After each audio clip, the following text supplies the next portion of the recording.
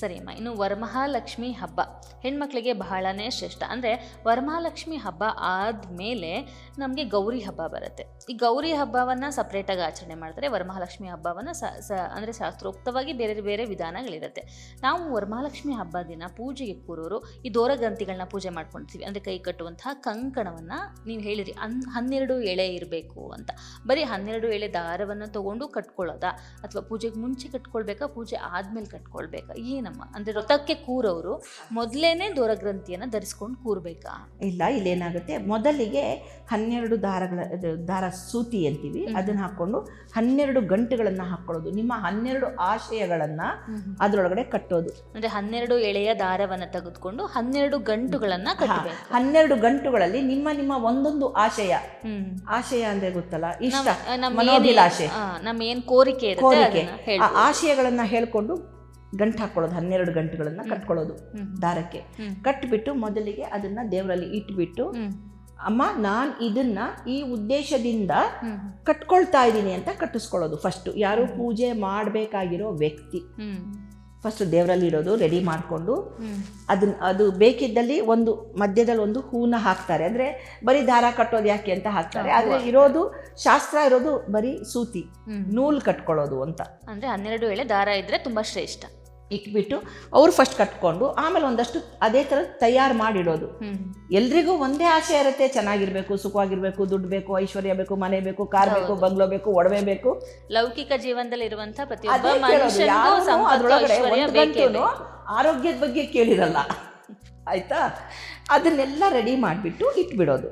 ಇಟ್ಟು ಪೂಜೆ ಮಾಡೋದು. ಪೂಜೆ ಆದ ಮೇಲೆ ಹೆಣ್ಮಕ್ಳು ಬರ್ತಾರಲ್ವ ಮನೆಗೆ, ಅವರಿಗೆ ಅಕ್ಷತೆ ಕೊಟ್ಟು ಅಕ್ಷತೆ ಹಾಕಿಸ್ಬಿಟ್ಟು ದೇವಿ ಮೇಲೆ ತಾಂಬೂಲದ ಜೊತೆ ಅದನ್ನ ತಾಂಬೂಲವನ್ನ ಕೈ ಕೊಟ್ಬಿಟ್ಟು ನೆಕ್ಸ್ಟ್ ನೀವು ಮಾಡ್ತೀನಿ ಅನ್ನೋ ಹಂಗಿದ್ರೆ ಕೇಳ್ಬಿಟ್ಟು ಕಟ್ಟುವಂಥದ್ದು.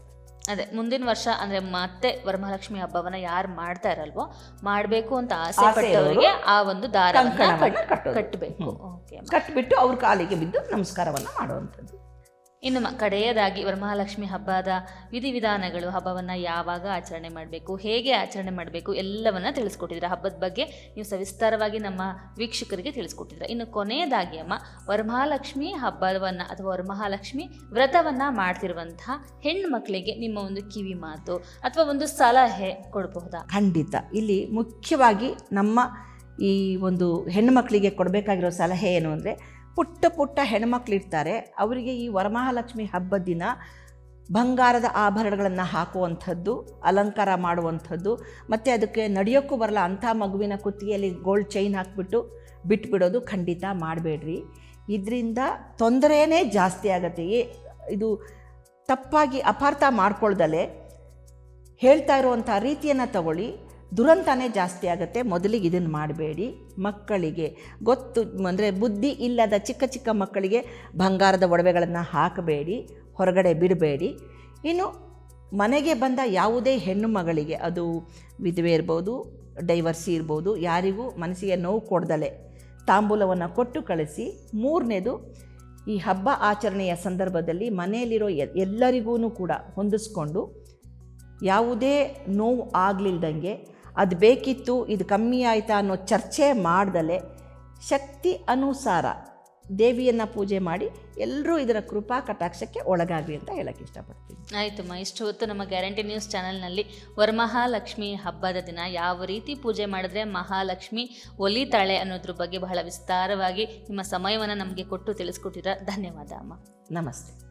ವೀಕ್ಷಕರೇ, ನೋಡಿದ್ರಲ್ಲ, ಇದಾಗಿತ್ತು ಈ ಹೊತ್ತಿನ ವರವ ಕೊಡೆ ವರಮಹಾಲಕ್ಷ್ಮಿ ವಿಶೇಷ ಕಾರ್ಯಕ್ರಮ. ನೋಡ್ತಾ ಇರಿ ಗ್ಯಾರಂಟಿ ನ್ಯೂಸ್, ಸುದ್ದಿ ಖಚಿತ, ನ್ಯಾಯ ನಿಶ್ಚಿತ. ಗ್ಯಾರಂಟಿ ನ್ಯೂಸ್, ಸುದ್ದಿ ಖಚಿತ, ನ್ಯಾಯ ನಿಶ್ಚಿತ.